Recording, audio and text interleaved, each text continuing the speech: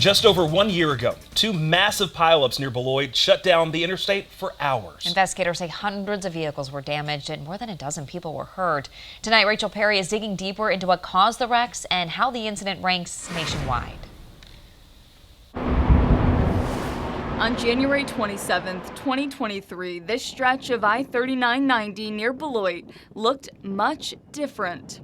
First got there, it was just, it was chaos.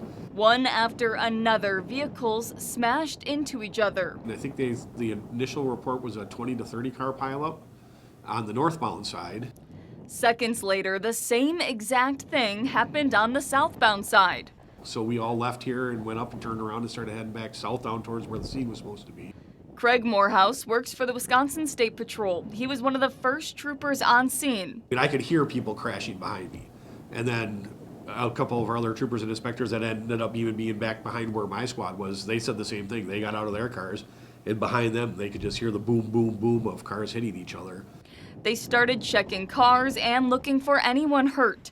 One of those cars is still stuck in his mind. And it was caught between a big pickup truck and a semi. And the entire vehicle, it had been hit on both sides and like squeezed in, in on itself. I want to say the vehicle was like 3 feet across. And that was one of the ones I ran up and I saw that vehicle and I was like, we have somebody dead. There's no way that people in that car aren't dead or seriously injured. He doesn't know if it was a miracle or what, but those people were okay. That continued with the people I talked to on scene that day. We smacked into the back side of him, and then we got pushed off the side of the road. Got hit 3 or so more times, and it was just a chain reaction. Both completely unharmed. We're very lucky that there weren't more injuries and fatalities in this incident as large as it was.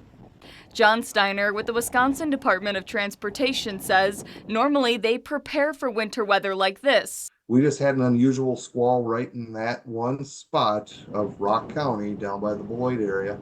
And that came in, it was about a 20-minute blast of heavy snow, high winds. Video 27 News obtained from the DOT shows whiteout conditions as that chain reaction began.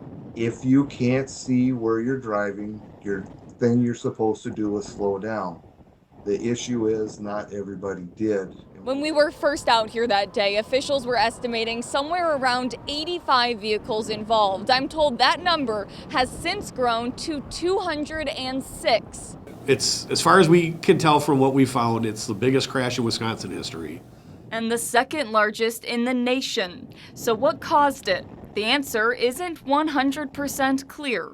There was a semi that had lost control. Whether or not it was to avoid a car or not, we never really got a definitive answer to. But then they had started to come towards the median. Traffic on the other side saw the semi coming towards the median. They said, started hitting their brakes. That started the crash on the other side, and then it just went from there. Snowball. Yeah. Yeah, for lack of a better term. In Rock County, Rachel Perry, 27 News. We're told no one died in the two pileups and no life-threatening injuries were reported.